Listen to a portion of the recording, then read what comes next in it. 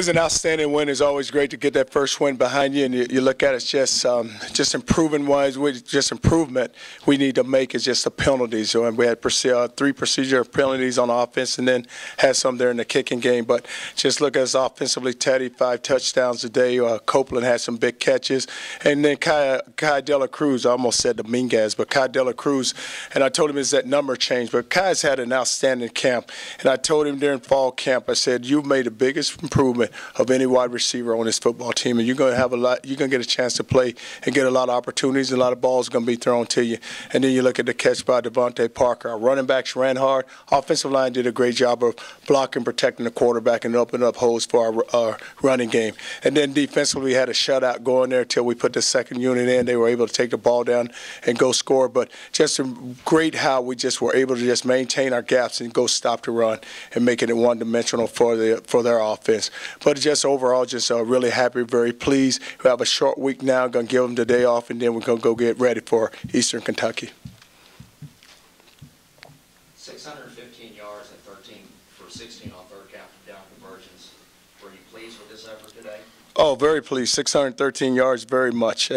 But you know, you look at it, we had some procedure calls that stopped some of those drives, and that's what we got to do a better job of. But very happy about the way our offense played. What's different with Kai now than maybe last year? Is it confidence? What did he do that's different? I think just his maturity level, and I think with Kai, he just finally just grew up and just started realizing that he's going to do things our way. He always had the ability. If you ever just watch his skill, guys always talk about just coach, go watch him on the basketball court, just how well he can play. But it was just fun to watch. So it's not a hair thing.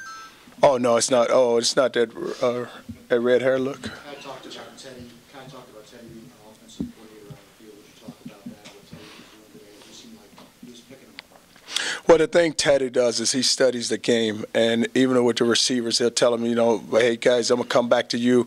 We'll make a call, why to give a call. Then he does a great job of just checking, just taking what the defense gives him. And it was just fun to watch it. The one throw that he made there that 7 missed, and then I told him it calls his drop. Remember, he had he was perfect. And then I told Cope, I said, Cope, you can't let my man drop the ball. Then the one interception he threw, the receiver should have went underneath the guy, and he threw it underneath where he should have been, and he went over the top. But it was just fun to watch Teddy. It's amazing just how he continues to develop and just get better and better. 199 yards rushing, the line held up well. Offensive line, we did a great job of opening up holes. Backs ran hard. You know, when you can play the running backs that we play with Sonoris, with Dominique, with Dyer having a big run, and then you come back with Corbin and Radcliffe, 5 running backs, and we were able to get to rush yards. What questions were answered for your team today? Well, we said just one game into it, you still have a lot of questions. You look at the opponent, and you felt like we could, if we played well, we could go dominate that opponent. But we still have a ways to go. We can improve just with penalty-wise. We can improve on defense. You know, we give up a throw there. We's in cover 2 and corner backs out, and it gets a third down conversion. But just looking at it, I just know this. We still have a ways to go. Charlie, you've talked about this team growing maturity as opposed to last year.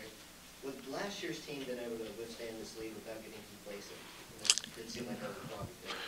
Well, we talked about it at halftime. I said, that guys, down that we've become a football team, we'll go out here and finish this team, and we'll go, and we will not go out and just kind of slop around on the field and then start making mistakes and just where we take our focus away from the game, and that's what we couldn't do. And today we were able to just maintain our focus. Guys continue to go play well.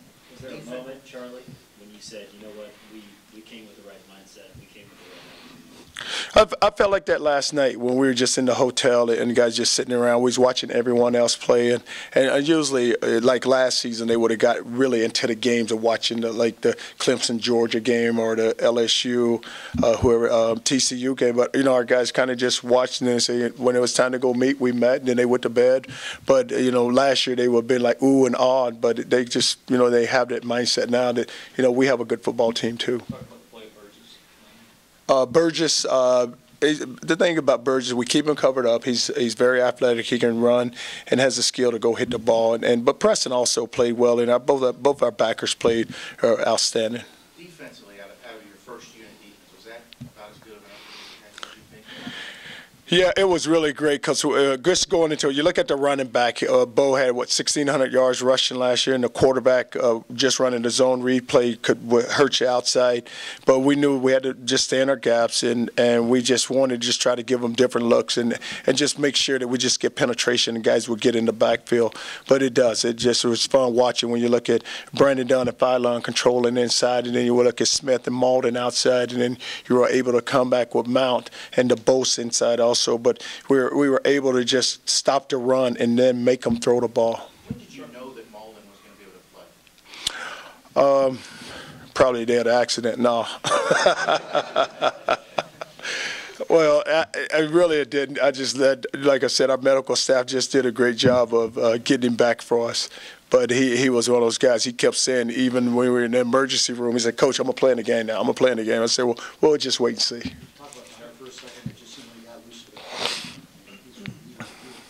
it. Tyre, well, it's, you look at a back that rushed for 2,000 yards in the Southeastern Conference, in a conference that can stop the run. Does a really good job of stopping the run. And but just to watch him have an explosion play was good for him. It's just good for his confidence, and it's also good for our team because you just saw how they all ran up when he scored that run. It's a good feeling when you've been out of football for that long, for a year, and then you have to battle what he's been battling, and then go have a big run. Given what you guys have in play here with your rankings, with Teddy as a potential Heisman candidate, what kind of, I guess, difficulty will it be to figure out how long you play guys and that sort of thing? Just keep them in the game, play them within the game. What I told our staff is that we're going to try to play as long as we just let's play these guys, and then once the game get out of hand, and we'll start subbing players in. But I think that we made our change. We played 3 quarters, and then we just made a wholesale change during the 4th quarter. But we will continue to play our players and just let it, because we have to improve. We still have to get better. What are you thinking, Charlie, when Teddy takes a sack and you're leading 2-0? Are you courting with danger there? No, I wasn't thinking danger. We turned the guy loose. Actually, they run a stunt game outside. The end came under, and the guard missed the end coming under. But, I mean, if he blocks him, we're going to get another score because the guys were running wide open. So I wasn't. And Teddy's smart. I mean, he's going to get hit sometimes. If it wasn't then, it'd be another time. Well, I know there's room for improvement, but is this maybe as complete a game as you guys have played since you've been? Well, you would think, yeah, because I don't know if we had a score like that. I think we played, Memphis our first year here and had a big score like that. But we can still improve. Like I said, the penalties is what really hurt us, and that's you don't want to get sloppy, and you want guys to continue to just not make foolish penalties. Charlie, they lost a cornerback in midweek. How much were you able to exploit that? We're going to have our throwing game, and we don't. You just don't focus in on a player because with our throwing game, we're gonna, because a lot of the throws that Teddy made, they were inside throws and corners. But we don't just lock in and say, hey, they're missing this corner. We got to go attack that side of the field. Charlie, was the feeling that this offense can have many more games like this, like 49 isn't going to be kind of an anomaly? Well, we have a lot of weapons on offense, and we can move the ball. You have a quarterback, an outstanding quarterback. You have a set of receivers that are really good. When you look at Devontae, Cope, to Eli, to Robert Clark making a catch there, and then you look at Dela Cruz. Then you look at the tight end position early. We threw the ball out to Gerald Chris, and he made a couple of catches.